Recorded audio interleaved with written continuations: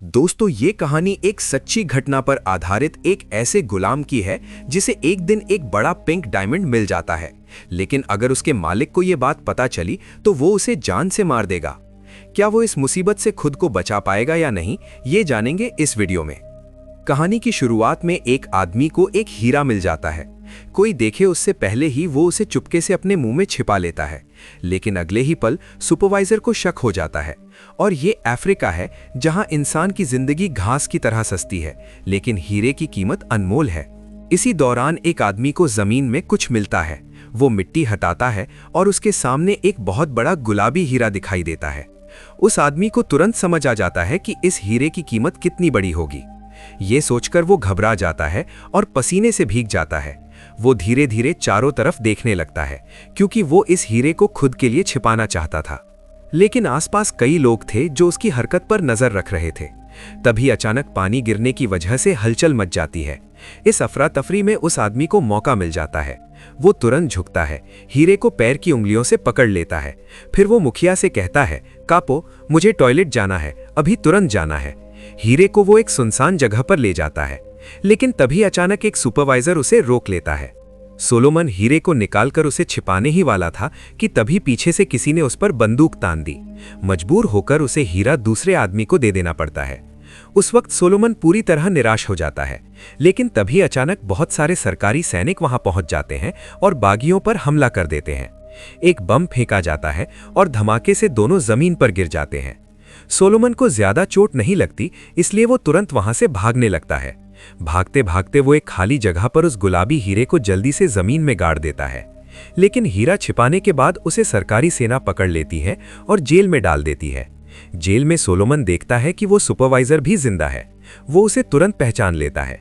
फिर वो जेल में सबको जोर जोर से बताने लगता है कि सोलोमन के पास एक बहुत बड़ा गुलाबी हीरा है। वो यहाँ तक कह देता है कि जो भी उसे ढूंढ कर देगा उसे $1,00,000 का इनाम मिलेगा। ये सुनकर सोलोमन गुस्से से चिल्लाने लगता है, तुम पागल हो, मेरे पास कोई हीरा नहीं है, क्या तुम्हें दिखाई दे रहा है? तुम लोग शैतान हो जो बिना पलक झपकाए लोगों को मार देते हो। तुमने मेरा परिवार छीन लिया, मेरा घर बर्बाद कर दिया और अब मुझ पर झूठा इल्जाम लगा रहे हो कि मैंने हीरा छिपाया। सोलोमन की ये बात सुनकर ज्यादातर लोग धोखा खा जाते हैं। लेकिन उसी जेल में मौजूद ली नाम का आदमी उसकी बातों पर बिल्कुल भरोसा नहीं करता।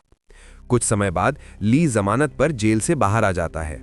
उसे पूरा विश्वास था कि सोलोमन के पास एक बहुत बड़ा हीरा छिपा हुआ है, इसलिए वो अपने दोस्तों से कहकर सोलोमन को भी जमानत पर छुड़वा देता है और उसके रहने खाने का खर्च भी देता है। लेकिन उस समय सोलोमन के दिमाग में हीरे का ख्याल बिल्कुल नहीं था। वो सिर्फ अपने परिवार को ढूंढना चाहता था। इसके बाद सोलोमन शरणार्थी कैंप में जाता है। वहां लापता लोगों की एक लंबी सूची लगी हुई थी। वो बहुत देर तक उस सूची में अपनी पत्नी और बेटे का नाम ढूंढता है, लेकिन उसे उनका नाम नहीं मिलता। उसी समय अचानक विद्रोही रेबल्स उस इलाके में हमला कर देते हैं और लोगों को मारना शुरू कर देते हैं। ये सब देखकर सोलोमन पूरी तरह टूट जाता है और निराश हो जाता है। तभी वहां ली आ जाता है। लेकिन सोलोमन बेवकूफ नहीं था। उसे पता था कि ये लोग उसी हीरे की वजह से उसके पीछे पड़े हैं, इसलिए वो किसी पर भी भरोसा नहीं करता। उधर विद्रोही कैंप के अंदर घुसने ही वाले थे। इस अफरा तफरी में ली सोलोमन से कहता है, अभी सोचने का समय नहीं है, मैं तुम्हें तुम्हारा परिवार ढूंढने में मदद करूंगा। सोलोमन को मजबूरी में उसकी बात माननी पड़ती है।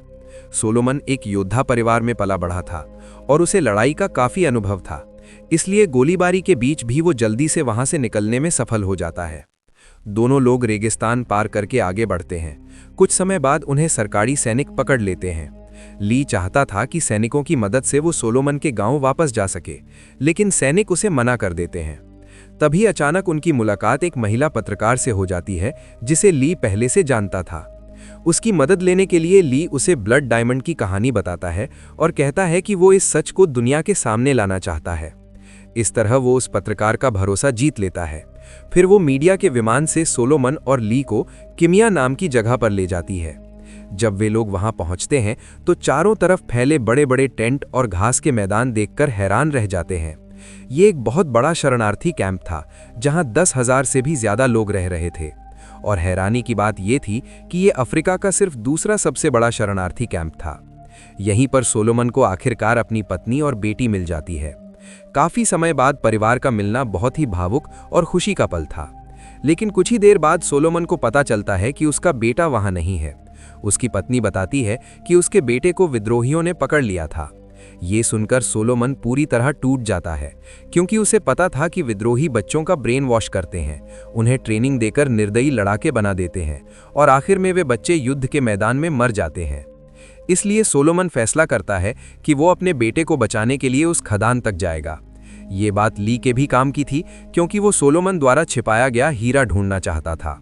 इसके बाद दोनों पत्रकार बनकर युद्ध क्षेत्र की तरफ निकल पड़ते हैं, लेकिन वे ज्यादा दूर नहीं जा पाते। अचानक विद्रोही उन पर हमला कर देते हैं। कार चला रहा ड्राइवर वहीं मारा जाता है। चारों तरफ गोलियों की बारिश होने लगती है और बस में बैठे कई पत्रकार भी मारे जाते हैं।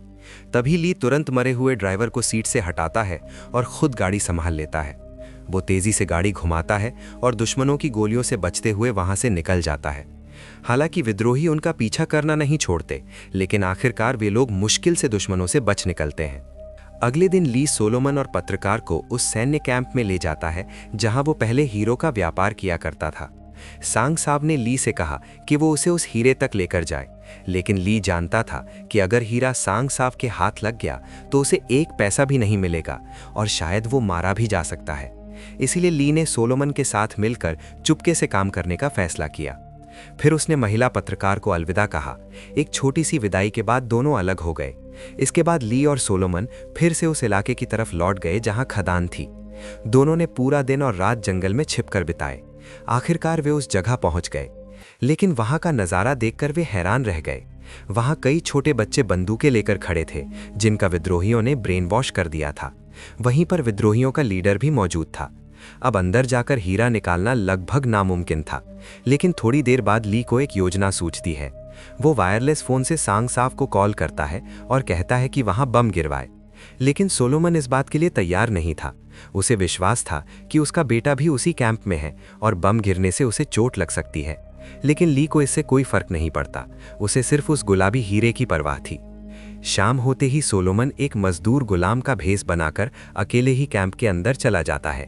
वहीं उसे अपना बेटा दिखाई देता है। सोलोमन उसे अपने साथ ले जाने की कोशिश करता है, लेकिन उसका बेटा विद्रोहियों के ब्रेन वॉश का शिकार हो चुका था और उसका दिमाग पूरी तरह बदल चुका था। उल्टा वो विद्रोहियों को बुला देता है और सोलोमन पकड़ लिया जाता है। विद्रोही बहुत गुस्से में थे। अगले दिन वे सोलोमन के बेटे की जान को खतरे में डालकर उससे हीरे का ठिकाना पूछने लगते हैं। उधर एक तरफ छिपा हुआ ली बहुत घबराया हुआ था। उसे डर था कि कहीं हीरे का राज खुल न जाए। तभी अचानक अमीर लोगों का विमान वहां पहुंच जाता है और देखते ही देखते बम गिरने लगते हैं। पूरा इलाका अफरा तफरी में बदल जाता है। इसी मौके का फायदा उठाकर सोलोमन विद्रोही लीडर पर झपट पड़ता है, उसे पानी में धक्का देता है और फिर लोहे के हथौड़े से उसे मार देता है। दूसरी तरफ ली भी हथियार लेकर लड़ाई में शामिल हो जाता है। कुछ ही देर में विद्रोहियों को काबू कर लिया जाता है। इसके बाद सांग साओ ली के सामने आता है और कहता है, हीरा मुझे दे दो, नहीं तो तुम सब इसी जमीन पर मारे जाओगे। लेकिन सोलोमन अब भी झुकने को तैयार नहीं था। आखिरकार अपनी जान बचाने के लिए ली मजबूरी में सोलोमन के बेटे को बचा लेता है और सोलोमन को हीरा निकालने के लिए मजबूर करता है। सोलोमन के पास अब कोई रास्ता नहीं था, इसलिए वो मान जाता है। जैसे ही वो जमीन खोदकर हीरा निकालने वाला होता है, वहां मौजूद सभी लोग उस अनमोल खजाने को देखने के लिए इकट्ठा हो जाते हैं। उसी मौके का फायदा उठाकर सोलोमन और ली अचानक पलटवार कर देते हैं और फिर वहां शुरू हो जाती है गोलियों की भयंकर लड़ाई। आखिरकार बुरे सांग साओ को ही मार देता है, लेकिन उसी दौरान ली को पता चलता है कि उसे भी गोली लग चुकी है। फिर भी उसे इसकी कोई परवाह नहीं होती, क्योंकि उस समय उसके दिमाग में सिर्फ हीरे का ख्याल था। लेकिन उसे बिल्कुल उम्मीद नहीं थी कि जैसे ही सोलोमन जमीन से हीरा निकालता है, अचानक उसका बेटा ली पर गोली चला देता है। सोलोमन तुरंत उसे रोक देता है। वो अपने बेटे को समझाता है और आखिरकार अपने प्यार से उसके दिल को बदल देता है। उधर सांग साओ के बाकी आदमी फिर से उनका पीछा करने लगते हैं, इसलिए तीनों तुरंत जंगल की तरफ भागने लगते हैं। भागते भागते ली सोलोमन से कहता है कि उसे हीरा दे दे, क्योंकि उसके लिए हीरा उसकी जान से भी ज्यादा कीमती था। लेकिन ज्यादा दूर जाने से पहले ही गोली लगने की वजह से ली चल नहीं पाता और जमीन पर गिर जाता है। तब सोलोमन उसे अपनी पीठ पर उठाकर दौड़ने लगता है, लेकिन दर्द इतना ज्यादा था कि ली अब और सहन नहीं कर पा रहा था। इसलिए सोलोमन उसे नीचे उतार देता है, क्योंकि उसे समझ आ जाता है कि ली अब ज्यादा देर तक जिंदा नहीं रह पाएगा। तभी ली अपनी जेब से वो हीरा निकालता है जिसके लिए वो इतने समय से लालच कर रहा था, और वो हीरा सोलोमन को दे देता है। सोलोमन के जाने के बाद ली महिला पत्रकार को फोन करता है और उसे सोलोमन के बारे में सब कुछ बता देता है। इसके बाद अफ्रीका की उसी हीरो की जमीन पर ली की मौत हो जाती है। कुछ समय बाद सोलोमन लंदन पहुंचता है और उस महिला पत्रकार से मिलता है। उसकी मदद से वो बड़ी डायमंड कंपनी से संपर्क करता है। बातचीत के दौरान सोलोमन कहता है कि पहले उसकी फैमिली को उसके पास लाया जाए, तभी वो हीरे के बारे में बात करेगा। कुछ ही समय में उस बड़ी डायमंड कंपनी की मदद से उसकी पत्नी और बच्चों को ढूंढ लिया जाता है और उन्हें सोलोमन के पास भेज दिया जाता है। साथ ही उस महिला पत्रकार ने इस पूरे सौदे और सच्चाई को रिकॉर्ड कर लिया था। बाद में उसने इसे इंटरनेट पर प्रकाशित कर दिया, जिससे दुनिया को हीरो के पीछे छिपी सच्चाई के बारे में पता चलता है। और इसी के साथ ये कहानी यहीं खत्म हो जाती है। दोस्तों, अगर ये वीडियो आपको पसंद आया है तो लाइक और सब्सक्राइब करें। मिलते हैं अगले वीडियो में।